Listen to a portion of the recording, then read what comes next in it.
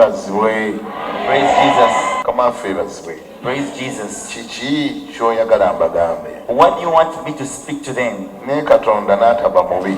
But God was gracious. Yampadde obubaka gye muli. He gave me a message to you.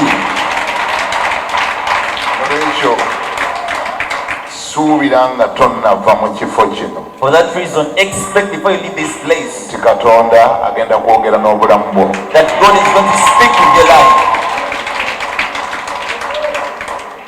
Bayibuli ega nti atuma ekigambo kye He sends His word n'abawonya. to. Atuma ekigambo kye n'abawonya. He sends His word to heal you. Atuma ekigambo kye ne kibawonya. He sends His word to heal you. Katonda nga n'akuwonya, If God is to heal you, omanyi endwadde mu bulamu buno ze tulwala si zonna ziba za mubiri. not all illnesses we get are physical. Endwadde ezimu za mubiri, Some are physical, endwadde ezimu za mwoyo, others spiritual, wali n'endwadde ezibeera economical, others are economical, that we are waliyo ne seeing, social diseases, and even social diseases. Omuntu waliyo ne emotional diseases, n'endwadde ez'empulira, waliyo endwadde nyingi nnyo mu nsi muno. many diseases in this world. Sometimes n'abantu botalowooza nti balwadde ate babeera balwadde. Sometimes people think they're not sick, they are sick. Wali abalwala mu birowoozo, Some people are sick in the mind, psychological diseases. endwadde ez'ebirowoozo. But whatever it is, Ne kyonna kye kiri, akawungezi ka leero, tonight Katonda atumye ekigambo kye okukuwonya. God has sent His word to heal you. Gambako nti amiina. Say amen. Kubanga ye Katonda atuma ekigambo kye n'abawonya, n'abasumulula, n'abaggya mu kuzikirira kwabwe. Because it is a God who sends His word to heal you and save you and take you from death. Ate tagambye nti atuma ebigambo bye. He hasn't said that He sends His words. Agamba atuma kigambo kye. He said He sends His word. Teweetaaga kutiya ya bigambo. You don't need a package of words. Teweetaaga pipa ya bigambo. You don't need a tank of words. Weetaaga kigambo nga kivudde eri Katonda be. You just need a word coming from God, N'okibaka, and you get it, n'okiteeka mu bulamu bwo, and you put it in your life, ekiwonya obulamu bwo. and it heals your life. Kiki kye ngenda okwogerako akawungezi ka leero? What am I going to speak about tonight? Kamaffe yeebazibwe. Praise Jesus. Mu Luzungu In the English version, nakitumye combating your bat. okulumba oba okukwata ekikulumba. Ajja bitegeera mpola, tofaayo. Tofaayo. Combating your bat. Okulumba As we go on, you get to know what a bat is. nga tugenda mu maaso. It's just this usual bat, B-U-T. Okulumba ekyo ky'obuusabuusa. B-U-T, bat. But ky'obuusabuusa. Would you please go with me in the book of 2 Kings chapter 5. Genda mu kitabo ky'Abassekabaka ekyokubiri essula 5. Ssekabaka ekyokubiri essula 5 olunyiriri olusooka. Mukyala wange abatumidde nnyo bya kitalo. Mrs. Bishop has sent you greetings. Pastor Cindy Nalongo Kiganda. Pastor Cindy Nalongo Kiganda. Era nange ngatta bugasi ku byogeddwawo mu Dinkoni Rebecca I also Namuli add to what the deacon has said, nti abalinzi naddala abakyala that she's abalinzi waiting for ennaku you z'omwezi nga 26 mwezi guno, on the 26th of this month. era nga ne conference y'omulundi ogw'omunaana mwezi ezimanyiddwa nga the Royal Women Beauty Conference. And this is the 8th conference, the Real Beauty Conference. Ey'omulundi guno theme yayo egamba, This year's conference says, don't force me to leave you tonkaka kukoleka because my case is different. kubanga ensonga yange yanjawulo. Amen. Amina. Saagala kubisumulula, I don't want to release it. ojja biwulira ng'ozzeeyo. You will hear it when you come. Otuuse mu Bassekabaka ekyokubiri essula 5, Are you in 2 Kings chapter 5? and it says, Kigamba. chapter 5 verse 1. Bassekabaka ekyokubiri essula 5 nnyo olusooka. Now Naaman, captain of the host of the king of Syria, was a great man with his master and honorable, because by him the Lord had given deliverance unto Syria. He was also a mighty man in valor, but he was a leper. Awo Namani omukulu w'eggye lya kabaka w'e Busuuli yali musajja mukulu eri mukama we era wa kitiibwa, kubanga ku bw'oyo Mukama yali awadde Obusuuli okuwangula, era yali musajja wa maanyi muzira, naye yali mugenge. Did you hear that? Olidde ekyo? The last part of the verse. Ekisembayo ku lunyiriri olwo. After the Bible has labored to profile this great man. Nga Bayibuli emaze okulapubana obw'ebitiibwa omusajja ono. I don't know whether you really paid attention to how heavy the profile was. Simanyi oba ossizaayo omwoyo engeri obuzito bwe yalimu ebitiibwa. Maybe let me help you and repeat it for you. Kankuyambe nkuddiremu. Now Naamani, captain of the host of the king of Syria. Omukulu w'eggye ly'obwakabaka w'e Busuuli. Number one is a captain. Ekisooka mukulu. Number two, ekyokubiri, he was a great man. Yali musajja wa maanyi with his master. Eri mukama we. Okay? And he was also honorable. Ate yali wa kitiibwa. Somebody say honorable. Gamba wa kitiibwa. Honorable bomanyi. Do you know any honorables? We never honorable mu constituency muno. Do you have any honorables in this constituency? Naye yali honorable. He was also honorable. We never honorable manyi mu Uganda. Do you know honorables in Uganda? Naye yali honorable. He was a honorable too. Why? Why was he honorable? Lwaki yali wa kitiibwa? Because by him Kuba kubwe the Lord had given deliverance unto Syria. Mukama yali awadde obuwanguzi eri Obusuuli. As if it's not enough, he was also a mighty man of valor. Yali musajja wa maanyi wa muzira. Gamba nti musajja nga ali wa maanyi oyo.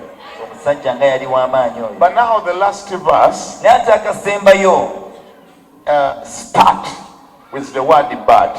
Katandika n'ekigamba nti naye.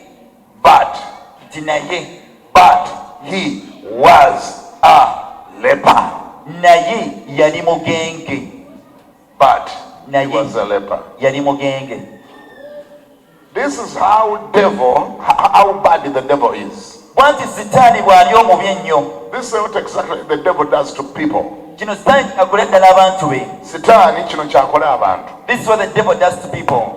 Nti amayinja gali gonna bw'owulidde agamuweebwa. That all the big titles that have been given to him. Biri byonna ebimwogeddwako by'owulidde. Everything spoken about him you've heard. W'amaanyi. He's great. Muzira. He's honorable. Wa kitalo. He's so mighty. Wa kitiibwa mu maaso ga mukama we. He's so honorable before his master. Simanyi owulira emwogerwako. Do you hear what he's spoken about him? Musajja muzira. He's a great man of valor. Byonna bwe bamaze obilistinga down. After listing all of them down. Byonna bamaze obyogera. After speaking about them. Ne basembyayo kibaati kye yalina. They concluded with a naye. Ne basembyayo kinaye. They concluded with a bat. That after speaking all that, this guy had a problem. Tell your neighbor, this guy had a problem. After speaking everything, they spoke about his problem. The Bible says, but. But. Tell your neighbor, but. Let me ask before I go further. Before I go further. What? So.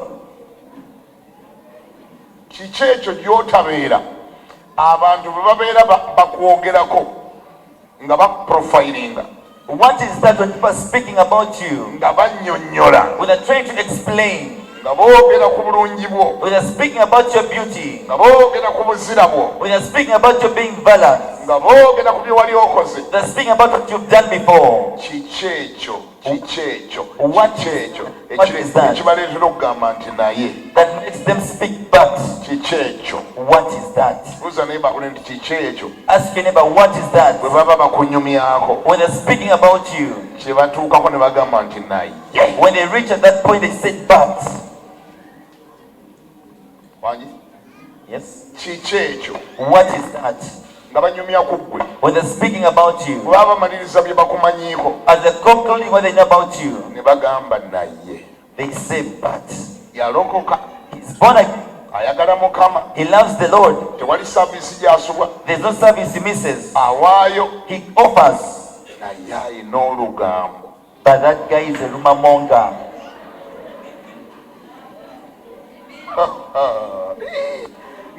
Ulira Setaani bw'akuba ekituli mu bujulizi bwonna. Hear how the devil puts a hole in the whole testimony. Gamba ne bakuna michukiro mugende ulira Setaani engeri gy'akuba ekituli mu bujulizi. Ask your neighbor, do you hear how the devil puts a hole in the testimony? Kiki ekyo? What is that? Kye bagamba yalokoka. They say he is born again. Alina Bayibuli nnene. He has a big Bible. Obulokole abuluddemu. He's taking along his salvation. Naye tasasula. But he doesn't pay his debts. Tomuwa ssente n'azikuddiza. You don't give him money and returns back. Naye. But. Wanyi? Yes. Sikyabawulira. Mukyali eyo. Are you still there? Kiki ekyo kinaye? What is that but? Abantu kye boogera nga bagamba tatuwulira. That people said, let him not hear us. Tatuwulira. Let them not hear. Bambikwa omulokole mulokole. He's born again. Ekyakyagiruddemu. He's taking along in salvation. Nzigolaba nagenda okujja mu kanisa nga mwali. By the time I came to church, he was there. Era abeerawo buli service. And he's there always every service. Olaba oyo awaayo. That guy gives in. Abulira n'enjiri. Even preaches the gospel. Naye tayisa kawala. But it doesn't pass by any girl.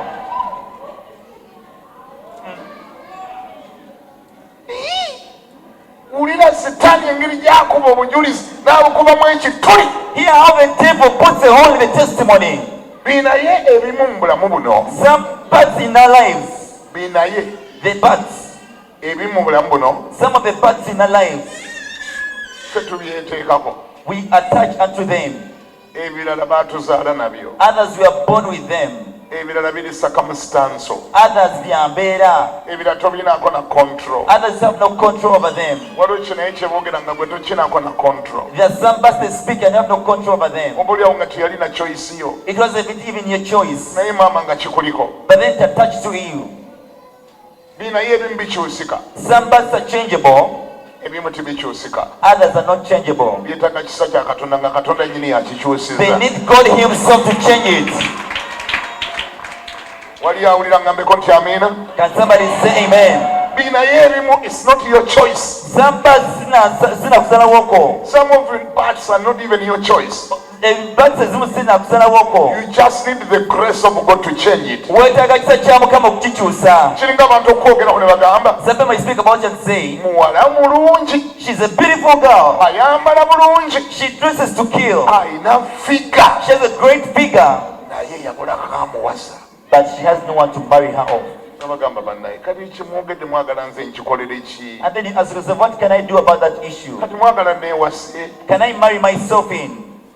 Neewase. Can I marry myself? Kuba nkwata omusajja ali mu luguudo afuuke bba wange. Or can I just go and convert a man and becomes my husband? Naye maama nga ne bw'oyogera tekibagaana kwogera. But even though you speak, they cannot keep quiet to speak. Abantu nga batandise okwogera ku nnayeeyo kubanga gy'oli nti gwe wagiyita. When people start speaking about your birth, it's like as though you called it in. Sikulimba. I can't lie to you. Obawuliriza nga boogera nga bali mu WhatsApp. You listen to them speaking on WhatsApp. Beekubira essimu ne banyumya bwe matumbi budde. They call themselves in the night. Ogamba oyo omukyala. Are you speaking about the lady? Ayaya bbaawe mugagga. The husband is so rich. Yafuna omusajja mugagga. He got a very rich man. Balina ennyumba nnungi. They have a great house. Baazimba n'ekisaakaati. They even built a very big Baawe compound. asuubula China. The man gets from China. Naye okimanyi nti omukazi we talina na mwana. Do you know that that lady has no child? Talina mwana. Even a lame one. Naye nga bbaawe mugagga nnyo naye. But talina mwana. the husband is so rich, but the guy doesn't have a child. Ogwo nagwo ne gufuuka musango. And becomes a reproach to you. Ekyo nakyo nga balinga bagamba gw'olina okukyenenya. And it's like you have to repent over that. Naye nga tokinako control. Yet you have no control over it. Nze mbuuza. I'm asking. Kinaye eki ekiri ku bulamu bwo ekirumya omutima gwo naawe ekyojjukira naawe ekyodda mu ndabirwamu naawe ekyodda mu kinaabiro n'ogamba naye Mukama gunaye guno n'ogugjawo ddi? What that bug is in your life that is torturing your life, you go to the bathroom and say, when will you take away this part in my life? Nina amawulire amalungi gy'oli akawungezi k'olwaleero. I have great news to you today. Katonda. God. Katonda. God. Agenda kwambula kinaye ekyo mu linnya erya Yesu. He will convert your part in the name of Jesus. Gamba nti akyambule! Katonda gyewo ekiswalo kyo. May God take away your reproach. Abantu banyumya batya? How can people speak? Mbu wasoma. That you're educated. Mb'olina ne degree. You have a degree. Mb'olina n'empapula. Even have papers. Naye tolina mulimu. But you have no job. yabulako omulimu mbu yabulako waakola. They lacked what to work from. Gamba nti Mukama. Say, Lord. Say that Lord. Mukama. Bring that birth to an end. Leta nayeyo okoma. Bring that birth to an end. Letera nayeyo okoma. Mukama komya kiina y'ekyo mu linnya erya Yesu. Father, bring that birth to an end in the name of Jesus. Mukama jjawo ekiswala ekyo. Father, take away that shame. Mukama jjawo ekiswala ekyo. Father, take away the shame. My God. Yes. Abantu boogera batya? How can people speak? Ne bagamba omwana omuwala oyo. And they see that lady. Yalokoka. She's born again. Naye mwenzi. But she's born again. How do those two combat? She's born again, she's a harlot. How can a born again be a harlot? Even the devil is a joker. Do you see her? Are you talking about that girl? She's a beautiful girl, but she's a detuther. She's a detuther. How can a born again be a detuther? Fire!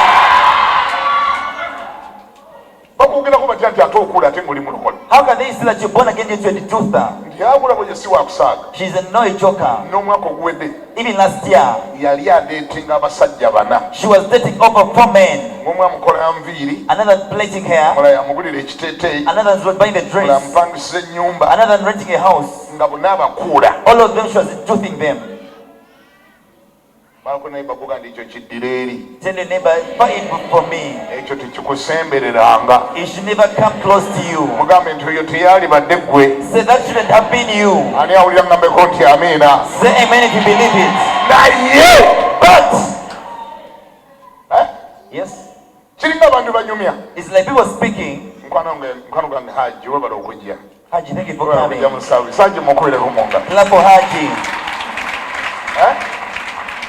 And clap for all visitors them today. Listen to what the devil does.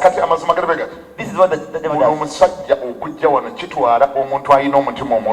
For this man to come here, it takes a man who has a great heart.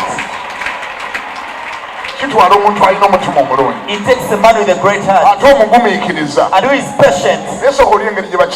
Now listen to how they put it. He has a great heart. He's already there in the born again church. But he's not born again. And then you get amazed, you wonder.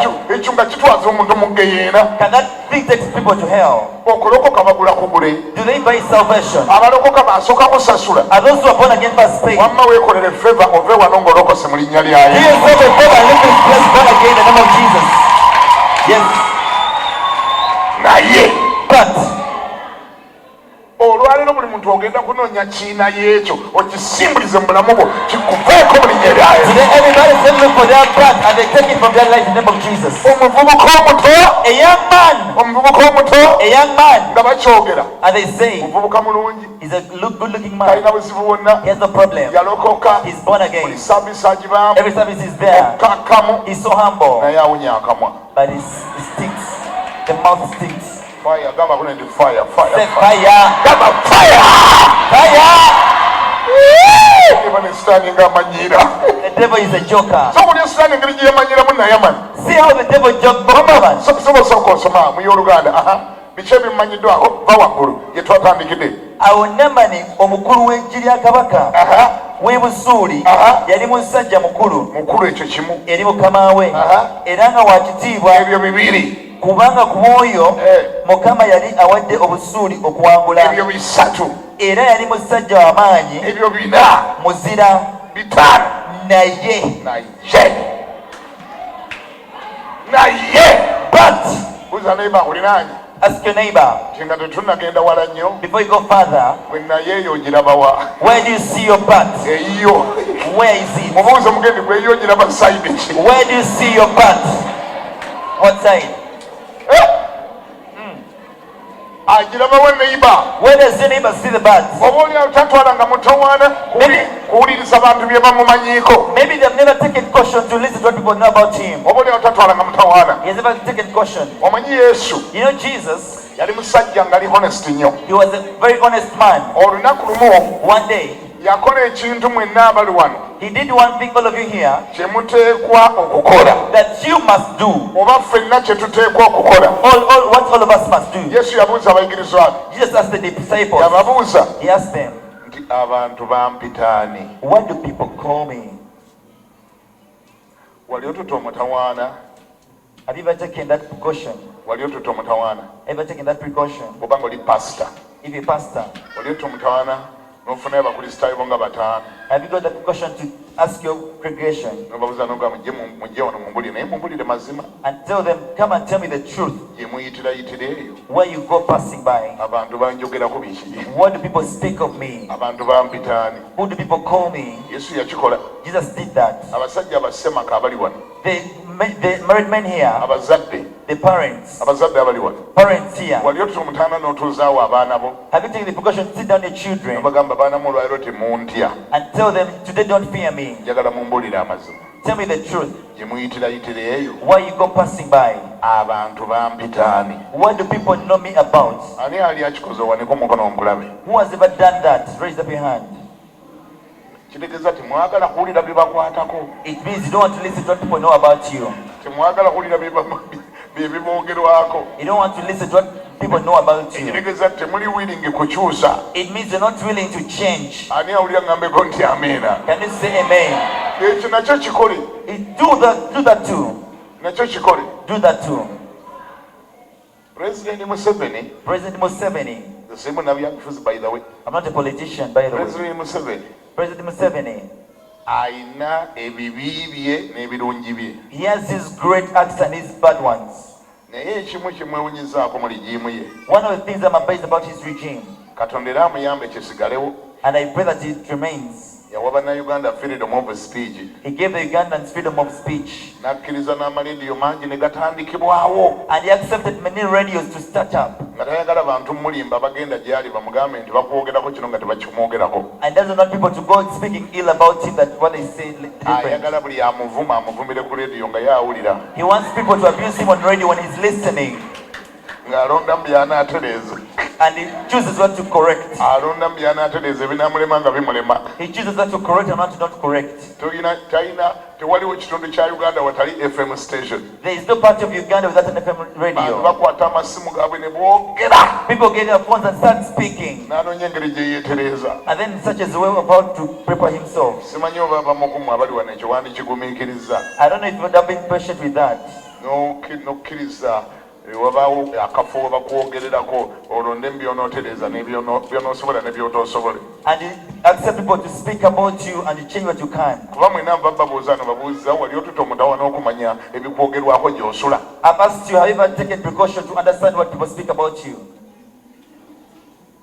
Kama ebazime. Praise Jesus. Okimanyi nga mu bulamu waliwo kyosobola okuba nga totwala nga nsonga ate abantu nga bakitwala nga nsonga. Do you know that it's something you can take as a very important issue and others can't take it as an important issue? Ebimu ebitwogerwako n'okubikola tuba tetubikoze. Some of the things spoken about us, we haven't done it. Oba olyawo nga wabulwa kwegendereza. Or maybe you're not big enough. Just akakubulako you're not careful. Nga toli mwegendereza. Omala gatwala ebintu for granted. You take things for granted. Omala atambula nga bw'oyagala. You walk the way you want. Abantu bakuyita mubbi naye nga toli mubbi. And people call you a thief and you're not a thief. Just because otambula kiro ku ssaawa 10. Rakuba, you walk at night at 4 a.m. Ate ng'oyambadde ekikabuti ne galubindi eza black. And they're putting on a very black coat Bagamba oyo waawo mubbi. and they say that guy is a thief. Naye nga gobeera ova ku kirala. And maybe you're coming from something else. Abalala babavunaana obwenzi oluusi nga tolina mwenzi. Others are called to be hallowed, they're not hallowed. Naye okwegendereza kwakulema. But you fail to be careful. Otambula n'abasisita bokka ate oli bulaaza. You walk with only sisters and just your brother. Ate otambula nabo kiro. And you move with them at night. Ne bagamba bulaaza kamya. And they said you call them Mulokole naye ayenda. Kamia is a born again, but that guy. Naye ayenda naani? But who does it?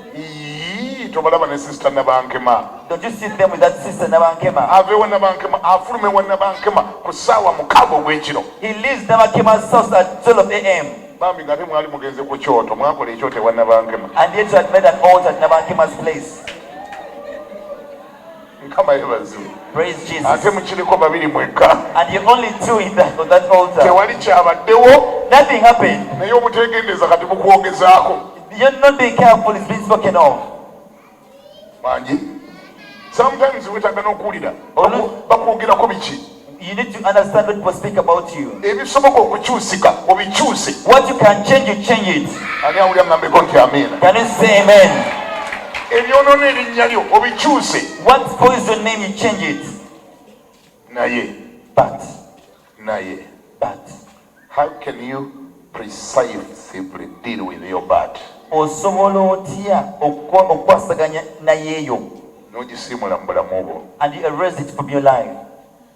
Naye ezimu zigaana n'omuntu okugenda mu ggulu. Some nayes can hinder people from going to heaven. Naye ezimu zikulemesa n'okufuna omwoyo omutukuvu. Some bads can fail you to get the Holy Spirit. Mulokole Born again, naye tasiiba.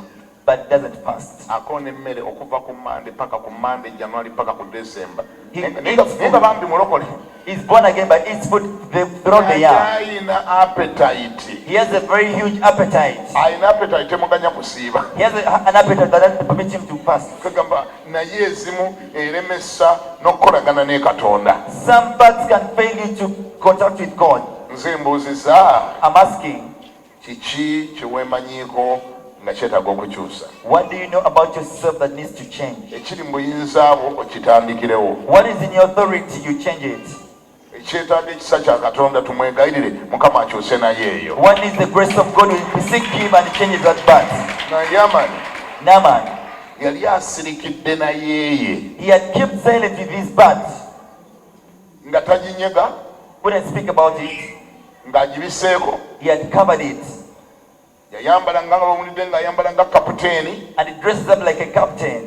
ng'agibikkako nga gyeri eyo mu mugongo. And he covers it, it's in the back. Nga bw'ayita mu bantu tebategeera nti alina n'ekizibu. When he crosses through people, people don't understand that he has a problem. Abantu bamanyi okweka naye ezaabwe. People know how to hide their butts. Eya Nayamani kombati y'amagye yagibikkanga. The combat of Naaman hid his butt. Nga bw'ayambala bw'ati bw'akuyitako When he passes by you, tosobola kutegeera nti ow'ekitiibwa kaputeeni Nayamani alina n'ekigenge mu mugongo. you kind of know that Captain Naaman has a leprosy in the back. Waliyo ebintu ebimu ng'osobola okibikka Some things you can hide them okutuusa ku lunaku lwe kikuswaza. until one day you get ashamed of it.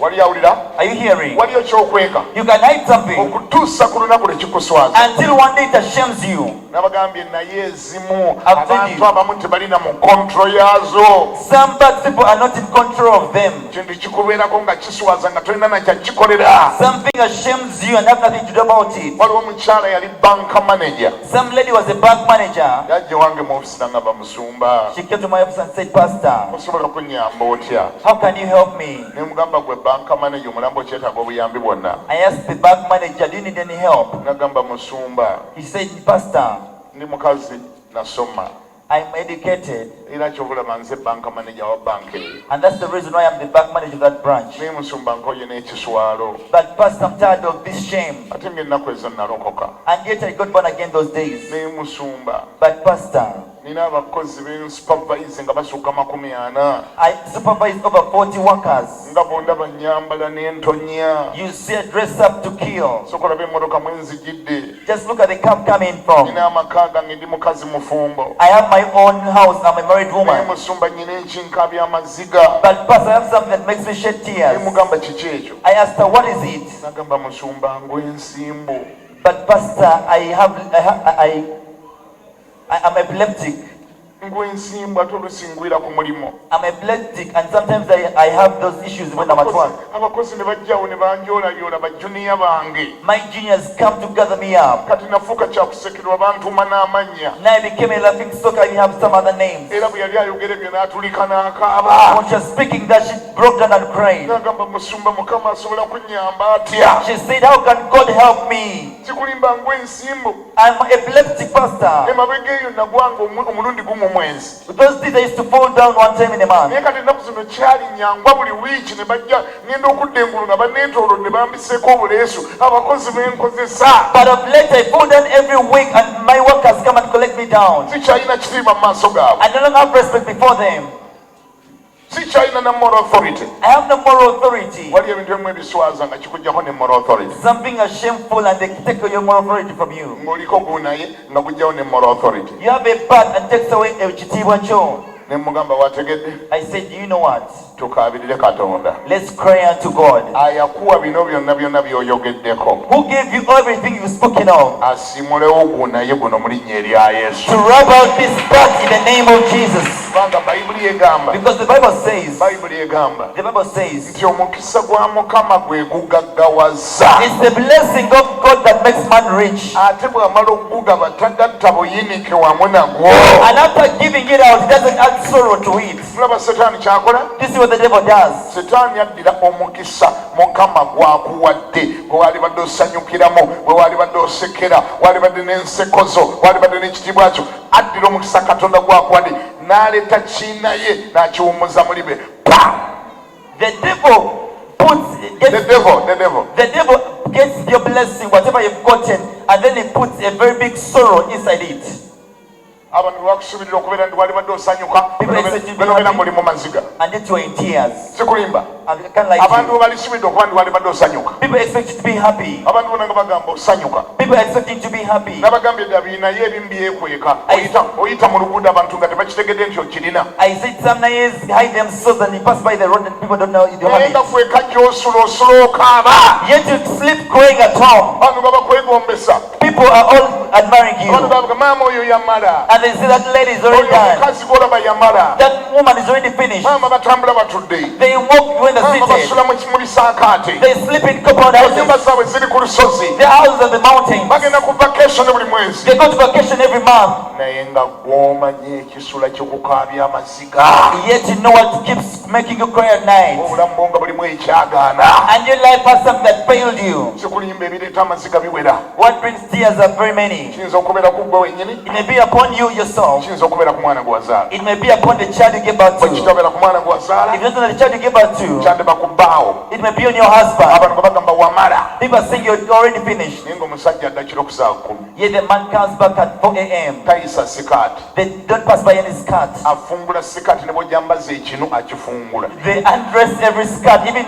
a short, they undress the shorts. Ekitiibwa ekyo gyonna n'owulira nga kigenze. And they take away all your glory. Eri mu luguudo abatakumanyi ne gy'okolera nga bagamba wamala. The people don't know where you walk from, they say that you're already done. Naye nga taata w'abaana. But yet the husband, buhawusi gaalo bwonna bwonna yabufungulafungula dda bwonna. all the house girls, he undressed them all together. Nga balowooza osanyuka naye nga gweri osula okaaba. They think you're happy, yet you sleep crying. Okanda mugamba kuno gani taata abaana ojja kundeetera siriimu. You tell the man that you bring for me HIV. Naye lwaki teweessaamu kitiibwa? Why don't you honor yourself, man? Nga gane nkubulira nange simanyi kyambaako. And it tells us, I don't know what happened to me. Okwenda nga kiringa kitambo gy'ali. Adultery is like a curse to him. Kimulinnya bulinnya. It just captures him. Abantu abamu okwenda kiringa kitambo. Some people, adultery just is like a demon. Waliwo omusajja. See, there's a man. Baamunnyumiza n'enfa ekitiibwa. They converse to me and they are state of respect. Ono yalina amaka. This guy has a home. Ng'alina omukyala nga mulungi. And he has a very beautiful wife. Omukyala oli yali mulungi. The other woman was so beautiful. Naye omwami ekiro. But the husband at night, ng'agolokoka. he raises up. N'asoobasooba. And he goes slowly tiptoeing.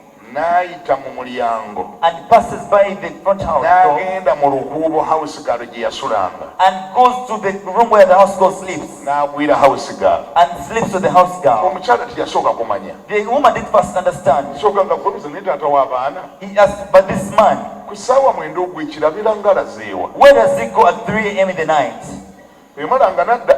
Then he comes back. N'ambuuza naye obanga olazeewa. He asks him, where do you go? Nana mbaddeko ne bwe nkolaakola mu ddiiro eyo. He said, I was doing some things in the sitting room. Kumba ava kugwira house girl. Yet he was from raping the house girl. House girl ng'ali awo wangerigere n'okuwunya kabonyaawunya. The house girl was even he had a stench on her. Naye ngono omwami alinga abaako ekitambo ekibulinye ng'alina okugenda akacekinge alabe bwe kaakola. But this man had a spirit on him to go and check this house girl.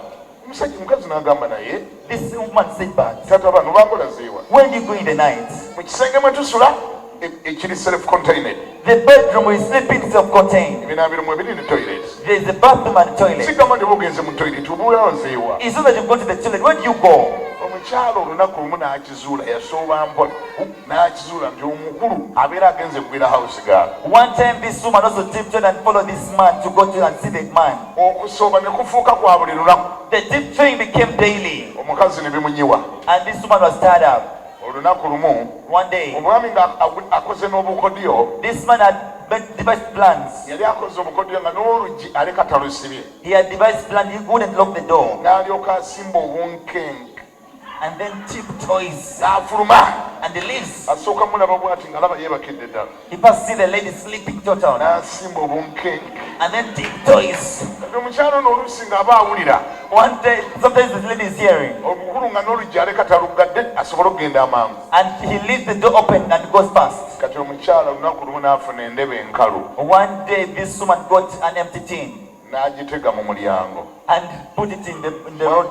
Omwami yafuluma nga tataddeko n'amataala. This man got out without putting on lights. Ng'amanyi engeri gy'atuuka gy'alaga mu kazikiza. And he knew how to maneuver through in the darkness. Kati maama abaana atega endebe mu mulyango. This woman put a tin in the bed in the room. Ono ku lunaku olwo era yazuukuka nga bulijjo bw'abadde akola. He also rose up the way he was doing it before. N'asooka amubaza okukakasa ddala nga yeebase. He made sure that this woman had blacked out. N'asimba obunkenke afulume. And tiptoed.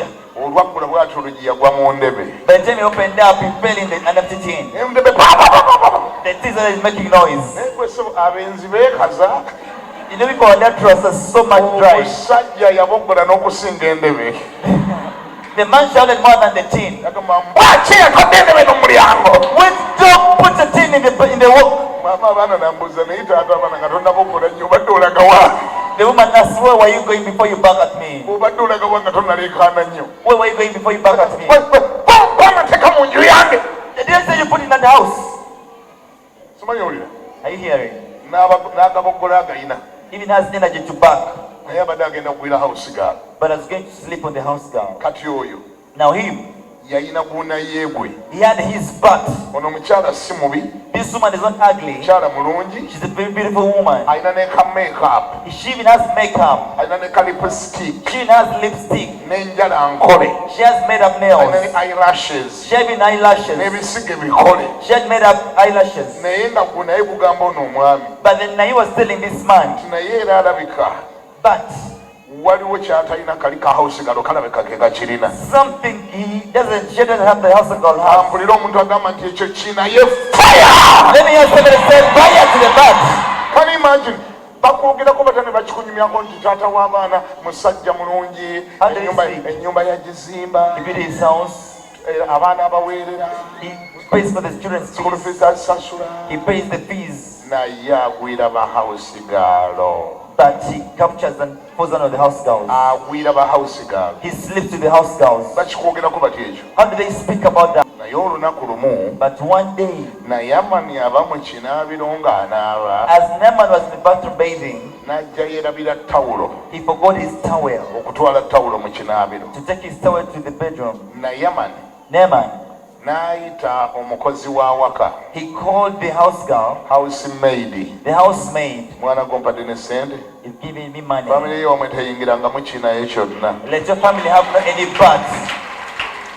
Nayamani Naaman, aba mu kinaabiro ng'anaaba, as he was in the shower bathing, n'ajjukira nti yaleese ettawulo. he remembered he hadn't brought the towel. N'alyoka ayita ka housemaid. Then he called the housemaid. Owaayo gwe nabakooza, You never calls her. leeta n'ettawulo eyo eri awo. Bring the towel over there. Akawala ne katwala ttawulo. The girl brought the towel. Ne kaggulawo mpolampola nga gamba muzeeyi, He said, Mad pastor, ttawulo yiino, the towel is over there. muzeeyi ttawulo yiino. The towel is there. Naye kagenda okutunula. But when she saw, ng'ow'ekitiibwa Honorable Nayamani the honorable Naaman, alina ekintu mu mugongo. he had something on the back. Kagamba Katonda wange. He said, my goodness, Ayayayaya. my God, Ennyumba nga zitereka. the houses keep, Ennyumba nga zitereka ebinene. the houses store big things. My goodness. Kakati kino madamu Nayamani asula atya nakyo kino ekintu. How does Mrs. Naaman sleep with this thing? Akawala ne kikatawaanya nnyo. This girl was so much disturbed. Ate nga mukyala Nayamani yali takyogerako. Yet Mrs. Naaman has spoken about it. Yali takyogerako. She has never spoken about it. Yali yagumira ekintu kye. She had kept silent with that thing. Kiri mu mugongo. It's in the back. Kyenkanankana ng'ekikalapa kya ffene. It's like a backbone of a akawala jackfruit. nekikatawaanya. And this girl was disturbed. Naamani tekamunyega. She didn't speak to Naaman. Nekadde nekaziza madamu ebbali. She put the Mrs. Naaman aside. Kagamba madamu. He said, Madam, kintu kino obeera otya nakyo wano? how do you stay on with this thing? Nakabuuza ekiki. She said, what is it? Nagamba ntwalidde muzeeyi tawulo mu kisenge. I've taken Mr. Tithe in the bedroom. Kintu kyendabye mu mugongo kintiisizza. What I've seen on his back has shocked me. Nga lisimanyi nti muzeeyi yayambala kombati wano naye simaati nga n'atambula naye ng'alina obuwundu modolo eyo. I didn't know that this guy dressed up very well but has that kind of thing. Omanyi ennyumba zikweka. You know, houses can keep things. Ate n'engoye zino zikweka. And even these clothes keep things. Namba neighbor kuno ndi wabula engoye zikweka. Tell a neighbor, these clothes keep things. Engoye zikweka ebintu. Clothes hide things. N'ennyumba zikweka ebintu. Even houses hide things. Akawala ne kagamba omukazi. The girl told the woman, ekintu kino tekiritta boosi. won't this thing kill the boss? Namugamba ekiki. He said, what is it? Nagamba nti abadde antumye ettawulo. He had sent a towel from me. Nendaba oguntu ogukukunadde mu mugongo gwe. And I saw a very big thing in his back. Nze bulijjo nguyita pisito. I thought it was a pistol. Bwe yateekangako kombati nga gulinga pisito. When he puts on the combat, it's like a pistol. Afande pisito agisiba eno. He said, if they find they put the bastula behind. Kumbe kigenge. Yet it's a leprosy. Akawala ne kagamba omukazi. The girl told the woman, nti naye ate oyo afande singa asisinkana nabbi bamuyita Elisa abeera mu Isirayiri mu tawuni bagiyita Samaliya. Mazima wallahi ya Mungu n'amala amusisinkana ebigenge bye biwona. I wish this master can just go and meet a prophet in Israel. His leprosy will go off. Simanyi owulira? Are you hearing? Akawala kano baali baakawamba mu ggwanga lya Isirayiri. This girl was captured from Israel, nga baakaleeta ewaka awo and she was brought at home ng'akaddu as a slave. we kakola. She works there. Baakawamba mu lutalo. She was captured from war. Nabo tebamanyi lwaki baakaleeta. They didn't know why they brought her. Nako tekamanyi lwaki baakaleeta. She doesn't know why she was brought home. Ko bulijjo kalowooza Every day she thought, nti ekyakaleeta kufumba bufumbi mmere y'awaka. what brought her was to cook home food. Kwolwo lwe kaazuula On that day she got nti awo awaka we kabeera that the home she was sleeping at, Mukama yakaleeta ku kintu ekisinga okufumba emmere. God brought her for a bigger purpose than food. Tebannategeera. Never understood yet. bwe kaalaba ekigenge kwolwo ne kaategeera When she saw the leprosy, nti ekyakawambisa the reason why she was captured, ekyakaleeta awo the reason why she came there, kisukka okufumba emmere y'awaka. it goes beyond cooking home food. Abo n'abakuba engalo be bategedde. Those who are clapping have understood it. Abo bategedde. They've understood it. Genda kiddamu. I'll repeat it. Akawala ne kazuula This girl came to understand nti ekyakaleesa awo the reason why she came there, kisukka ku kukolawo obukozi. it's a process just working out. Kirabika It means Katonda yabaganya God permitted them bakawambe to be captured, bakaleeta awo to be brought home, kakolaawo to work home. ke kanaabeeviramu obulokozi ku lunaku lumu. It will bring salvation one day. Ani awulira? Somebody hearing? Ke kanaaleeta obulokozi. It will bring salvation. Ekyamagero kinaayitamuko. A miracle come through her. Ke kanaabayamba okutegeera Katonda. It will help her to know God. Ndi wano nga njogera gy'oli. I'm here speaking to you. Bw'alina gy'akola. Where you working from? Gamba gye baakuwa omulimu. Where they give you a job? Bw'alina gy'asula. Where you're sleeping? Bwe baawa omulimu. You was given a job. Mbuuza. I'm asking. Omanye ensonga lwaki okola eyo gy'okola? Do you know the reason why you're working where you're working? Olowooza okolayo okufuna bufunyi musaala kyokka kyokka kyokka. Do you think you're working to just get a salary? Ekyakutwalayo kinene okusinga ku mulimu gw'okolayo. What took you is bigger than the job you're working there. Wagi? Yes. Ekyakutwalayo kinene okusinga ku mulimu gw'okolayo. What took you there is bigger than what you're working there. Era bw'olitegeera ekyakutwazaayo And if you come to know why you went there, n'ebibyo bigenda kukyuka mu linnya erya Yesu. whatever is yours will change in the name of Jesus. Akawala kano This girl, Bayibuli ne kagamba muka Yamani the Bible says she told Mrs. Naaman, nti boosi waffe tasobola kuba na kigenge nga nze ndi wano. our boss cannot have a leprosy when I'm still here. Nze gye mwanzijja mu Isirayiri When you took me from Israel, waliyo nabbi There is a prophet. talaba ku bigenge. He never sees a leprosy. Singa abadde Isirayiri. Even Israel, Gali Samaria. in Samaria, Ekyo ekigenge kyalibadde kyawona dda. that leprosy would have already left. Akawala ne koogera ku Katonda wa Isirayiri. The girl spoke about the God of Israel. Akawala kaayogera ku Katonda wa The Isirayiri. girl spoke about the God of Israel. Kyembuuza, I'm asking, eyo ky'okola, where are you working? eyo ky'obeera, Where are you staying? baali bawulidde ku Katondawo. Have they ever heard about your God? Baali bawulidde ku mulokozi. Have they ever heard about the Savior?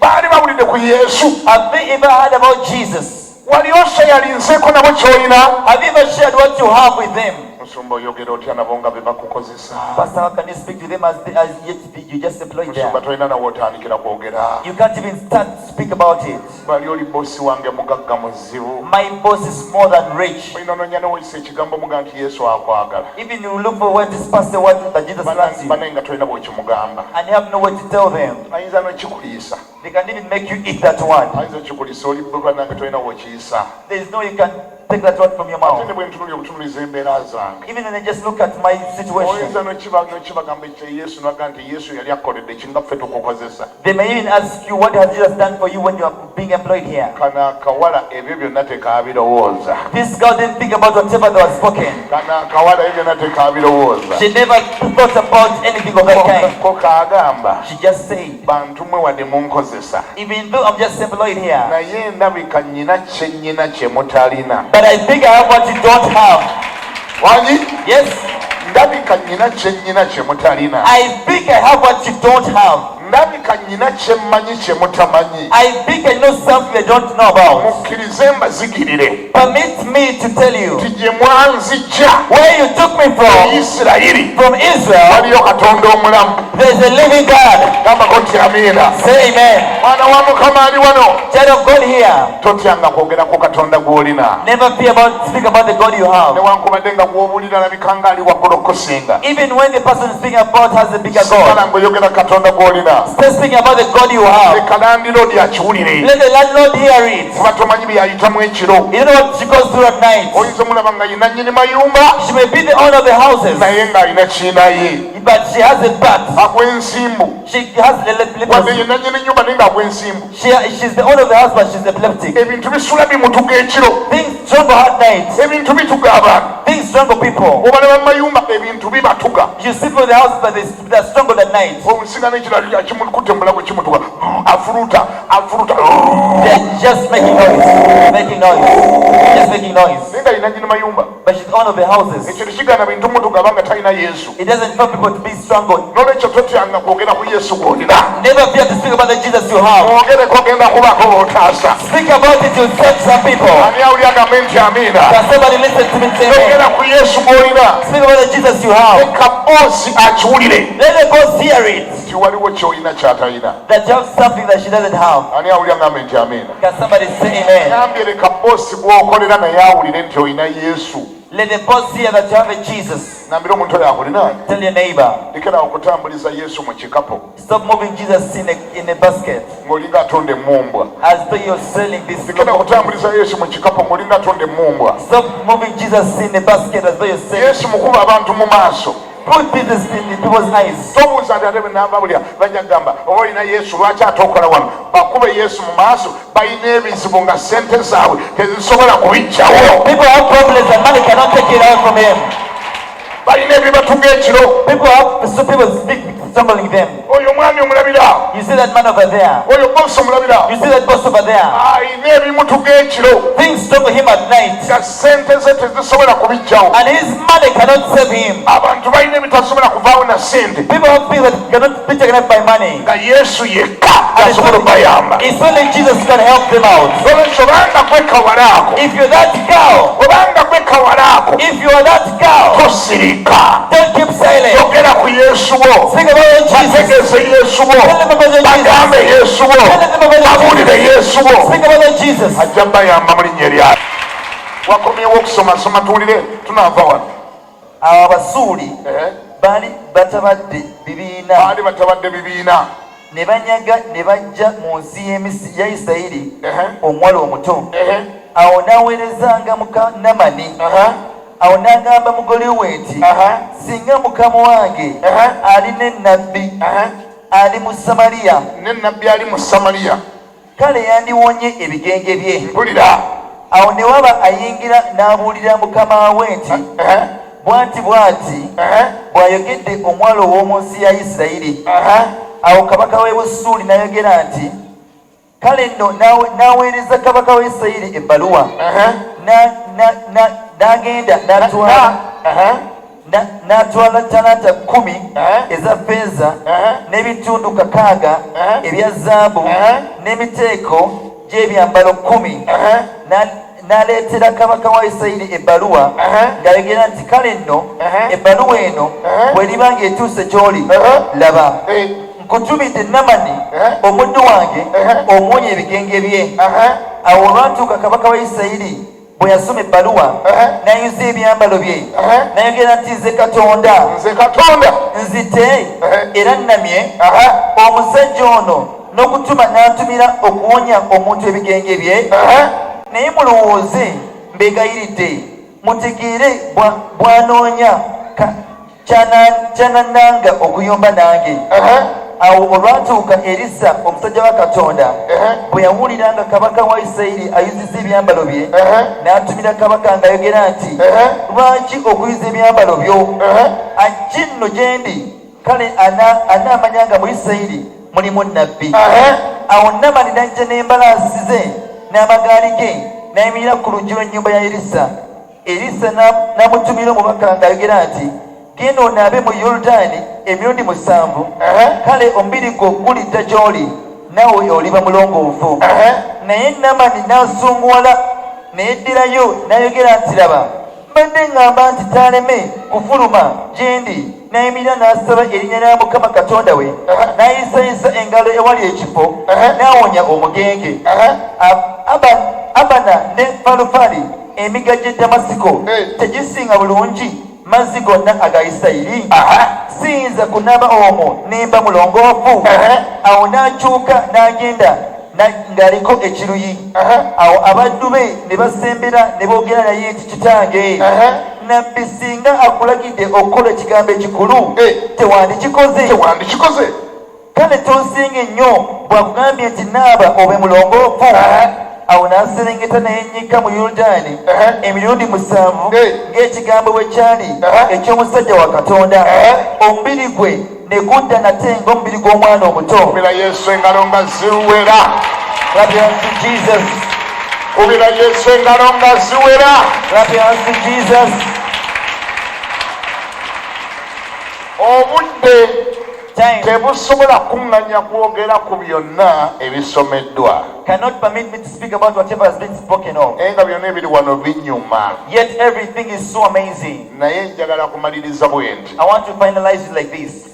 kanjogere ku kyali kigenda okulemesa Nayamani okufuna ekyamagero kye. Let me speak about what was going to make Naaman to fail to get his testimony. kyekiriwo ekyo. What is that? kyekiriwo ekyo kyali kigenda okulemesa Nayamani okufuna ekyamagero kye. What was going to fail Naaman to get his miracle? bakiyita olugezigezi. It is called Waizeka. kigambe neighbor akulinaanye nti olugezigezi. Tell your neighbor, Waizeka. gwe mugenge You are a leper, ate gwe olina olugezigezi. yet you are so much a Waizeka. olina n'engeri gy'oyagala bakuwonyeemu. Even have a way you want to be healed. olina n'engeri gy'oyagala bakwateko. Even have a way you want to be touched. n'abakuwonya olina by'oyagala bakole. Even those who have to heal you, they have a way you want to gwe be healed. mugenge ate gwe oyagala okudictatinga terms. You are a leper, yet you want to have terms and conditions. Story mugiwulidde. You've had a story. kabaka we Busuuli oba we Syria The king of Syria yabiteekamu ne ssente. even put money in it. yayinvestingamu mu kuwonyezebwa kwa Nayamani. He invested in the healing of Naaman, n'atikka amagaali, and he loaded n'atikka embalaasi, his donkeys. n'agattako n'ebbaluwa eva mu ofiisi ya His Excellency. He added a letter from His Excellency ng'agiwandiikidde kabaka munne ow'eggwanga eriddako. and writing it to his fellow king. n'amugamba omuddu wange bw'aba ng'atuuseeyo gwe bayita Nayamani, He said, if my servant comes called Naaman, nkitegeddeko eno I've heard about it, Nkitegeddeko I am reliably informed ntegeezeddwa nti owonya ebigenge that you heal leprosy. kati ekyo yakiwulira bubi. He had it wrongly. Bakabaka bawulira bubi beetaaga omuntu abaddiramu bye bawulira. Kings listen badly. Someone needs to interpret to them. Kati ye wandiika ebbaluwa nga giwandiikira kabaka munne. He wrote a letter to his fellow king. Nti mpeereza Nayamani oyo gwolaba afande Nayamani kapiteeni. I've sent a funding Naaman captain. Musajja mulungi naye aliko ekizibu. He's a great man, but he has a problem. Yalwala ebigenge mbadde musaba omumponyeza ebigenge baŋŋambye owonya ebigenge. I've heard that you heal leprosy. You heal his leprosy. Akacyankanono kaali mu State House akatayogerekeka. There's too much fracas in State House. Kabaka n'ayuza n'ebyambalo bye. Even the king tore his garments. N'agamba oyagala kundeetera kikoli mu nze mponya ebigenge. And they said, you want to bring a curse on me? Do I heal leprosy? Nze Katonda amponyeera nnamye. Am I going to heal and to destroy? Kakati ab'amawulire baaliwo. Now there were news reporters n'aba social media baaliwo. and social media's people were there. Enkera ne bikola headlines. They made headlines tomorrow. Kabaka w'okumulira ne yaweereza kabaka munne omugenge we amuwonye. Then the neighboring king sent his own servant to come for the king to come and heal him.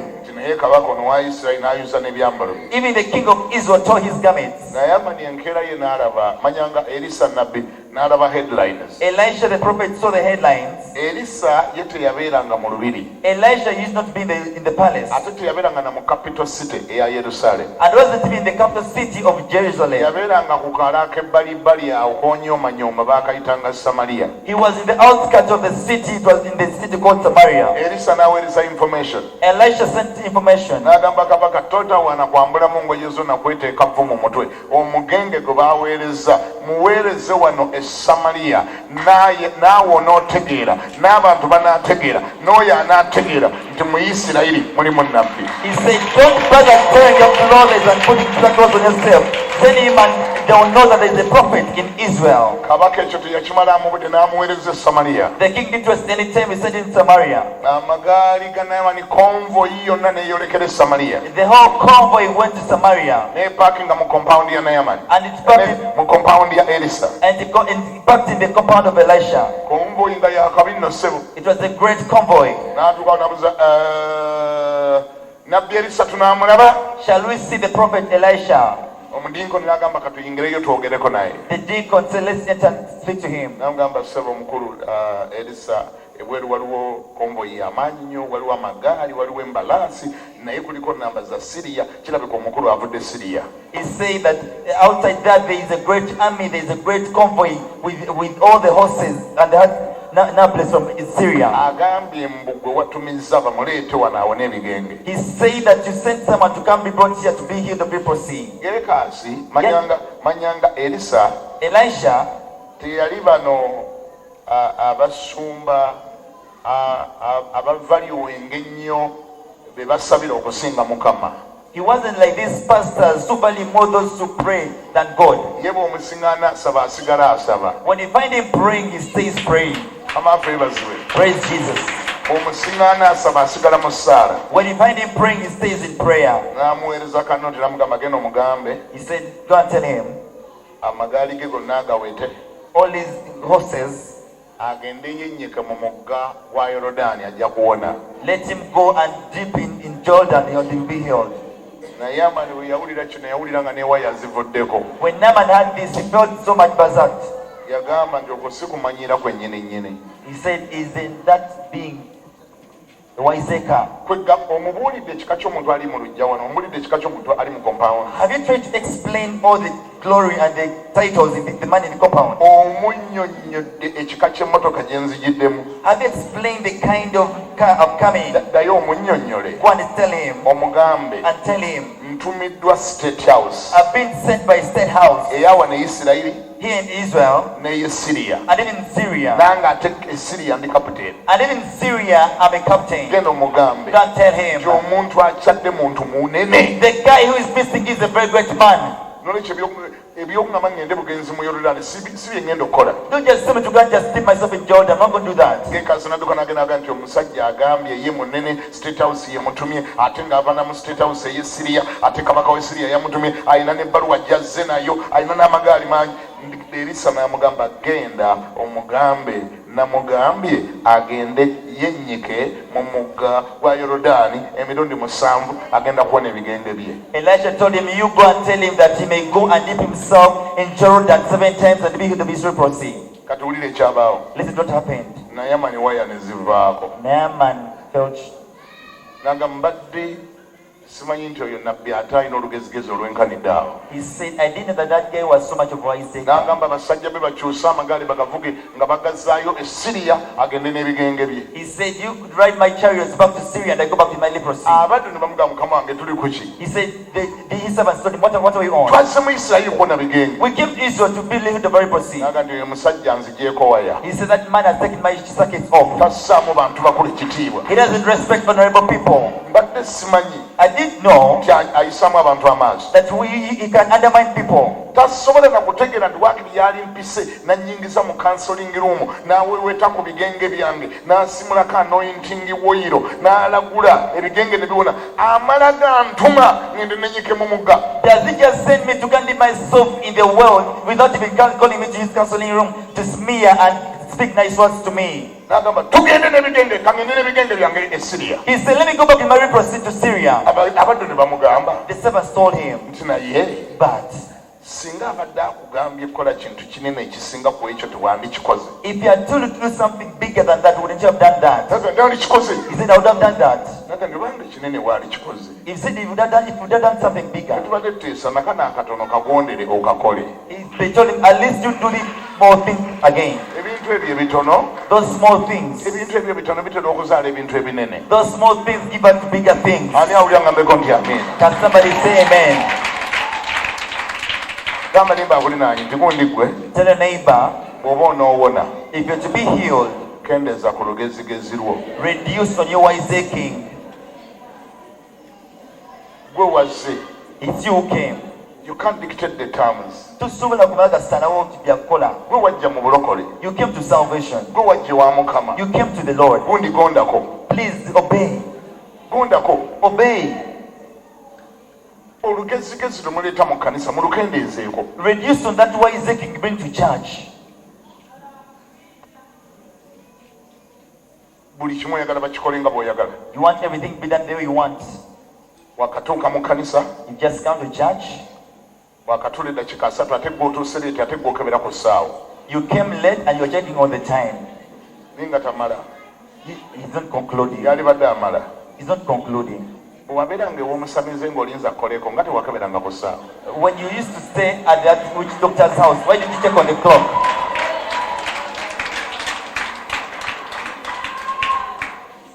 Bwe mugenda mu basawo mu ddwaliro. When you are at the hospital, nga sirabangako ng'omuboggolera mugamba musawo bw'omalira kigenda 3 nga tonkozeeko ojja kusanga ŋŋenze. why don't you tell the doctor that if you spend 3 minutes without working on me, I will leave?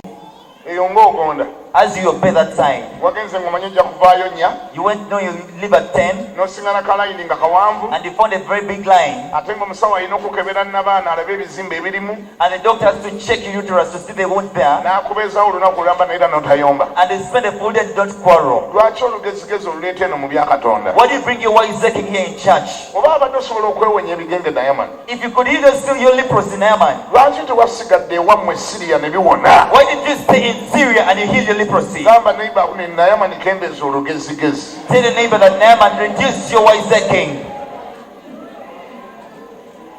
Bayibuli ga bwe mutalifaanana ng'abaana bato The Bible says if you don't resemble young children, bwakabaka bwa Katonda temugenda kuyingirayo. you will not enter the kingdom of God. Bw'oba onoofuna ebya Katonda If you're to receive from God, weetowazeeko okole ebikugambiddwa. humble yourself enough and do what has been told you. Ani awulira ngambe nti amiina? Say amen. Kola ebikugambiddwa. Do what has been told to you. Wali awulira? Is somebody listening? Siwulira wali awulira? Is somebody listening? Oba n'ofuna ekyamagero kya Katonda If you're to get a miracle of God, weetowazeeko okole ebikugambibwa. humble yourself enough and do what has been told to you. Ani awulira gambeko nti amiina? Can somebody say amen? Wekola paati yo Just do your part, ne Katonda agenda kukola paati ye. and God will do his part too. Gondako okole ebikugambiddwa. Humble yourself and do what has been told to you. Ebintu emu ebitugambibwa wano mu kirokole Some things have been told us in born again. ebimu byakyana kito ddala. Some things are so childish. Sikulimba naye ate Katonda bw'atyo bw'abyagala. But yet that's how God wants them. Olunaku lumu Yesu yawanda emalusu ku ttaka. One time God spit in the sand. N'agatabulamu ekikologo ky'akadongo. And he mixed it up. N'asiga omusajja ettaka mu maaso. And smeared mud in someone's eyes. N'amugamba genda onaabe mu kidiba kya Solowaamu. And he told him, you go and bathe yourself in the pool of Solowaamu. Wangi? Yes. Kale baneerowooza ng'olina PhD omusajja n'akusiiga ettaka mu maaso. Imagine you having a PhD and this guy smears you mud in the eyes. Oyinza okuvayo nga waya zivuddeko. You may live when you're short-circuited. Kuba oyinza omubuuza n'omuga naye kati kisebo. You can ask him, you man. Kakati ekyokuwona amaaso ekikwataganira wano okunsiiga ettaka mu maaso. How does healing my eyes connect with healing my eyes? Ebintu bya Yesu ebimu byakulagira bihumiliatinga. Some things God Jesus commands you are humiliating. Naye ng'ate yaba kunoonya mu bugonvu. Yet he just needs your obedience. Olulala yagamba musajja kwetika kitanda kye ayite mu kibuga ng'akyetisse. Another time he told a man to carry his bed and pass through the city. Nga bwe oyagala okuwona. He said, if you want to be healed, weetika akatandako. carry your bed ogende and walk. Kati kiri gy'oli okusalawo oba ogonde okikole oba oyombe obiveeko. Whether to quarrel, whether to obey and do it. Wali awulira? Are somebody listening? Ojja mu kanisa. When you come to church, gondako. Obey. Bwe bagamba nti yimirira ng'oyimirira. When they tell you to stand, you stand. Bwe bagakuba mu ngalo ng'okuba. When they tell you to keep clap your hands, you clap your hands. Bagamba nti seka ng'oseka. When they tell you to laugh, you laugh. Ani awulira ngambeko nti amiina. Can somebody say amen? Mu ebyo by'okola ebyo ebirabika ng'ebyekisiru ebyo. In whatever you do that looks childish, ekyamagero mwe kigenda okuyita kikutuukeko mu linnya lya Yesu. that's a miracle you pass to come and bless you in the name of Jesus. Bayibuli egamba etya? What does the Bible say? Bayibuli egamba bwe munaagondanga munaalyanga ebirungi eby'ensi eno. The Bible says when you obey, you will eat the good of this land. Abamu ekibalemesa okufuna ebyamagero byammwe. Some of you are hinders you from getting your miracles. Mwefudde bagezi nnyo mu nnyumba ya Katonda. You become so wise in the house of God. Ate nga bw'ogenda okebera ennyo kimulina bagezi just olugezigezi. And when you check your reports, you're not even wise, you're just wiseacres. Ate mwe lwe muyita amagezi. And you call it being wise. Gamba ne mbagula nti kyoyita amagezi sina magezi. What you call wisdom is not even wisdom. Olina lugezigezi lwera okutawaanya. You're just a wiseacre. Buli kye boogera okimanyi. Whatever they speak, you know about it. Buli musumba kyagenda okwogera gwe wakitegedde dda. You know whatever the pastor is going to speak about. Ayinza n'ogamba abooluganda muyimirire muzibirize amaaso muteeke emikono waggulu gwe n'olyoka agago togazibiriza ogira oti ng'omulabira muli mpolampola. Some of you may close your eyes up. You may give your eyes up closed. Mayinza abasumba mbamanyi. You know, I know these pastors. Kati omanyi kati alina waalaga kati alina kyazzaako. Maybe he's going somewhere. Kati alina kyayagala okukola nze mbategeera. He's devising a plan there. Kaakati gwe olugezigezi lwe lukusibyeko ebigenge byo. Now it's the wise king that has left the leprosy on you. Ebigenge oba binaawona. If the leprosy is to heal, kola ebikugambiddwa. do what has been told unto you. Bwe bagamba kugwa mu Yorodaani. When they tell you to dip in Jordan, bwe bagambye kugwa mu Yorodaani. when they tell you to dip in Jordan, mirundi 7. 7 times. Genda wennyike mu Yorodaani. Go and dip in Jordan. Ate bagambye emirundi 7 togeza newennyika mu 6 gyokka. And they've told you 7 times, not 6 of them. Nayamani ku mirundi 5. That man on the 7th time, tewaaliwo yadde akaali kakyuse. there's no sign of change on him. Naye ekyomukisa omulungi yagwamu nga yayombanga bwagwamu. But the good thing he called us was dipping. Enjawulo ya Nayamani naawe. The difference between Naaman and Ye you, yayombanga bwagwamu. he was crawling as he was dipping himself. N'abuuka bwe. He dipped himself N'ava munaga kati nga tebinagenda. as it started going. Musajja oyo bwe mukwatako bane bwe nkwatako musajja oyo. If I give that command, tayinza kummanyira bwenkanidde wano. he can't mock me like to that level. Ekitiibwa kyange kyonna. Oh my glory! Kati andi mukunnyika muno. I'm just dipping myself in this dirty pool. Kati nga tebinagenda. Isn't it good? Look at me. Abadde be ne bamugamba Mukama nga wakagwamu emeka. The servant said, how many times have you dipped? N'agamba kati yena. Now it's there 4. Kati singa byobadde byagenda. Now if it's go, Kati singa tebitandise okongokako. if it was to go, would it be falling off? N'agamba musajja yagambye emirundi 7. They told it, the man said 7 times. Wakagwamu ena. It's only 4 times. Yongera ogwemu n'ogwokutaano. Go deeper, the people. Yongera ogwemu n'ogwomukaaga. Go deeper, the sick. Wangi. Yes. Gamba neighbor abuli nanyi. Tell your neighbor. Nti olowooza n'ekkanisa tewagiva nga bukyali. Don't you think you left the church so early? Wayomba bukyali. You quarreled so early. Yongera mumbuulize. ask him more. omugamba mugendi olowooza nno okuwaayo tewakuvaako nga bukyali. Don't you think you left giving in so early? Wayomba bukyali. You quarreled so early. Katonda yali alina waakulindidde akusumulule n'oyomba nga bukyali. God was waiting for you somewhere to heal you and you quarreled so early. Wayomba bukyali. You quarreled so early. Ne katuwaayo nga tewali kikyuka. As you're giving it but nothing is changing. Kati batugamba tuweeyo. Tuweeyo nga tewali kakyuka. We are giving it but nothing is changing. Katonda alina mu kkoona waakulindidde. God is waiting for you in a certain corner. Naaman.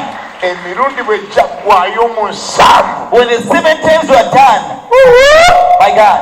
Emirundi bwe gyaggwayo mu 7. When 7 times were done, Bayibuli gandi yagenda okuva mu mazzi ng'omubiri gwe guzzeeyo buto nga gulinga gw'akaana kato. the Bible says his body was like a young childbed body.